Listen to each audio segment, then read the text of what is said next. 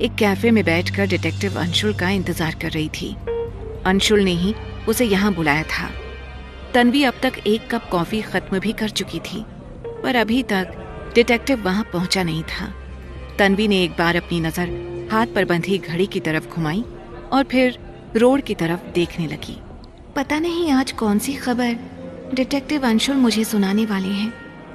तन्वी ने ये बात खुद से ही कही थी कि तभी उसने देखा कि शॉप के सामने एक बड़ी सी कार आकर रुक गई। उसमें से एक स्मार्ट सा लड़का निकला जिसने व्हाइट कलर की शर्ट और ब्लू कलर के ट्राउजर्स पहने हुए थे। चेहरे पर से सनग्लासेस उतारते हुए अंशुल कॉफी शॉप में दाखिल हुआ। एक बार को तो सबने अपनी नजरें उठाकर उसकी तरफ देखा। तभी पास में बैठी दो लड़कियों में से एक ने दूसरे के हाथ पर चुटकी काटते हुए कहा, वो देख तेरा जीजू। ये बात पास में बैठी तन्वी के कान तक पहुंच चुकी थी। उसने जब ये सुना तो उसकी हंसी छूट गई। अंशुल ने पास आकर तन्वी से हाथ मिलाया। Hello ma'am, how are you? Tanvi ने हंसते हुए जवाब दिया, आई एम गुड। पर आपने शादी कर ली ये नहीं बताया। तन्वी की बात सुनकर अंशुल थोड़ा कंफ्यूज्ड हो गया था। उसने बात को क्लियर करने के लिए तन्वी से पूछा, सॉरी, मैंने कोई शादी नहीं की। ये आपको किसने बताया? तन्वी ने उन दोनों लड़कियों की तरफ इशारा किया और बोली, अभी इन लोगों ने ही कहा वो देख तेरा जीजू, तो मुझे लगा आपने शादी कर ली। अंशुल ने घूमकर उन दोनों लड़कियों को देखा। वो दोनों लड़कियां शर्म से झेप गईं। उनमें से एक ने कहा, सॉरी, हम आपस में मस्ती कर रहे थे।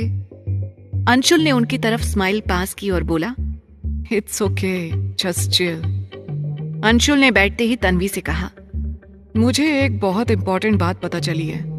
अगर आप सुनेंगी तो आप भी शॉक्ड हो जाएंगी। ऐसा क्या पता चल गया आपको? तन्वी ने हैरान होकर अंशुल से पूछा तो अंशुल ने जवाब दिया, आपको क्या लगता है कि आकाश कौन है? आकाश का नाम सुनते ही तन्वी की त्योरियां चढ़ गई थीं। उसने थोड़ी देर तक कुछ सोचा, फिर कहा, कौन है मतलब? आप क्या कहना चाहते हैं? ये साफ साफ बोलिए ना। तन्वी की बात सुनकर खुश होते हुए अंशुल ने कहा, वो जो खुद को दिखाता है वो वैसा बिल्कुल भी नहीं है। उसने अपनी असली पहचान छुपा कर रखी है लोगों से। तन्वी ये सारी बातें सुनकर डर गई थी। आज ही उसकी बेस्ट फ्रेंड आकाश से सगाई करने वाली है और आज उसे ये सब सुनने को मिल रहा था। फिर उसकी असली पहचान क्या है? बताइए मुझे। तन्वी सीधा जवाब जानना चाहती थी, इसलिए उसने ये बात कही। तभी अंशुल ने मुंह बनाकर कहा, बस वही तो जानना बाकी है। ये मैं कैसे भी आज रात तक पता लगा लूंगा। आप जानते भी हैं कि आप क्या कह रहे हैं? आप किसी के बारे में पूरी बात जानते तक नहीं और बिना जाने समझे आपने उनके बारे में अपनी राय भी बना ली। कहीं आप ही तो कुछ और नहीं है और हम खामखा ही आपको डिटेक्टिव समझ बैठे। तन्वी जैसे अचानक से पागल हो गई थी। उसने बुरी तरह से अंशुल को हड़का दिया था। तन्वी को जब इस तरह अंशुल ने गुस्से में देखा तो उसने उसे शांत रहने का इशारा किया और कहा, थोड़ी गहरी सांस लीजिए। मैं किसी पर बिना वजह इल्जाम नहीं लगा रहा हूं। हमारे काम करने के भी तरीके होते हैं। मैंने आपको ये सब इसलिए बताया क्योंकि मैंने पिछले कई दिनों से नोटिस किया है कि वो हर रात जंगल की तरफ जाता है। कोई भी आम आदमी रोज जंगल में क्या करने जाएगा, आप खुद सोचिए।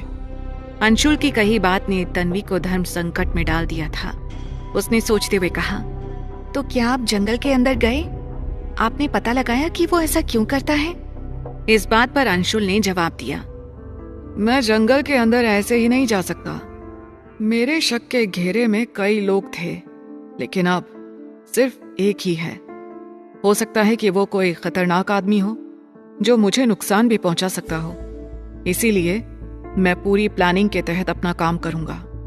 तन्वी समझ नहीं पा रही थी कि वो अब क्या करे। उसने मन में सोचा, अगर इस आदमी की बातों में जरा भी सच्चाई है तो मैं इसके बारे में जरूर पता लगाऊंगी। तन्वी ने अंशुल की तरफ देखा और कहा, देखिए, आप जो भी मुझे बता रहे हैं उस पर अभी तो मुझे यकीन नहीं है।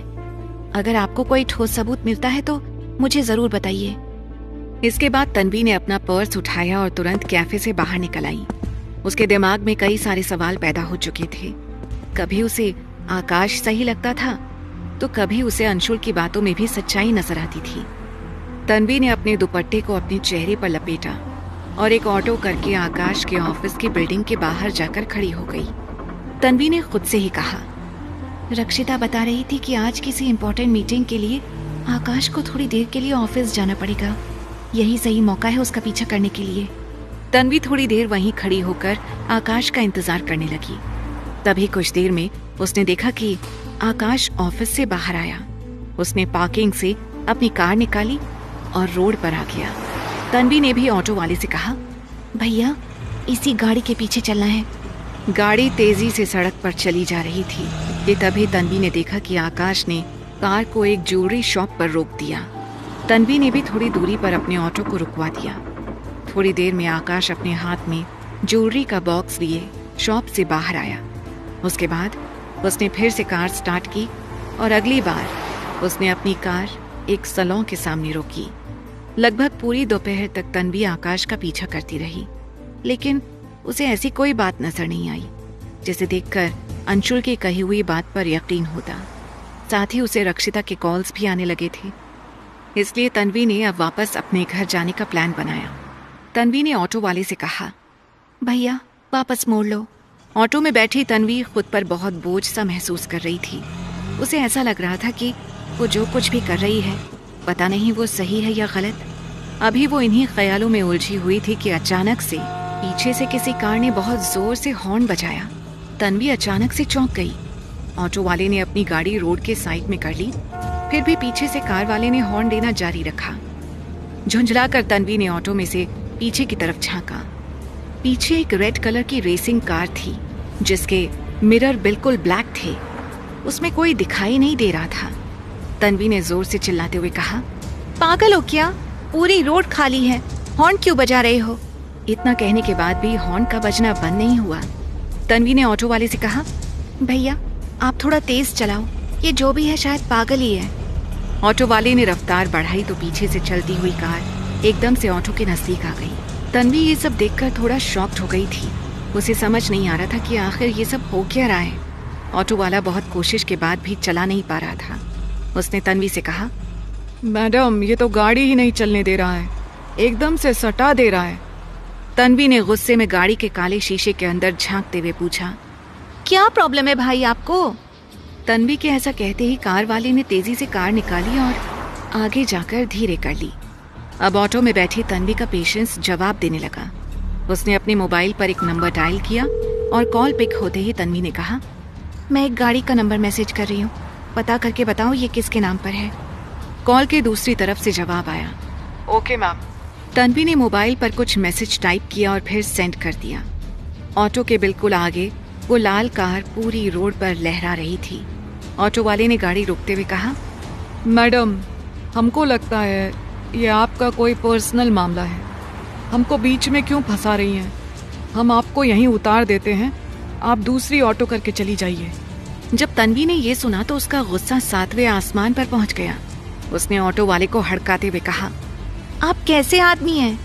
एक लड़की यहाँ मुसीबत में है, आप उसे यहाँ छोड़कर भागने की बात कर रहे हैं? मैं नहीं जानती कि ये कार वाला कौन है, क्यों ये सारी हरकतें कर रहा है। फिलहाल इस वक्त मैं आपको जानती हूँ और ये आपकी रिस्पॉन्सिबिलिटी बनती है कि आप सेफली मुझे घर छोड़ें। ऑटो वाले ने कहा, हम लोग इतने बड़े आदमी नहीं हैं कि लड़ सकें। रोज का जो कमाते हैं उसमें भी परिवार का पेट नहीं भर पाते हैं मैडम। तन्वी ने गुस्से में कहा, अगर मेरी जगह आपकी बेटी या बहन होती तो भी क्या आप यही कहते? इस तरह सड़क पर आप मुझे अकेला छोड़कर चले जाएंगे? अगर खुदा न खास्ता कोई हादसा हो जाए तो आप खुद को क्या जवाब देंगे? ऑटो वाले ने जब तन्वी की ये बात सुनी तो उसके चेहरे पर विश्वास की एक लकीर उभर आई। उसने कहा, बेटा आपने बहुत बड़ी बात कह दी। एक बाप अपना फर्ज भूल रहा था। अब आप देखिए कि मैं कैसे आपको आपके घर छोड़ता हूँ। बस आप कस के ऑटो पकड़ कर बैठ जाइए। उसने ऑटो का गियर चेंज किया और तेजी से कच्ची सड़क से होते हुए उस कार से आगे निकलकर अपने ऑटो को आसपास के घरों के बीच से जो खाली जगह थी वहां उतार लिया।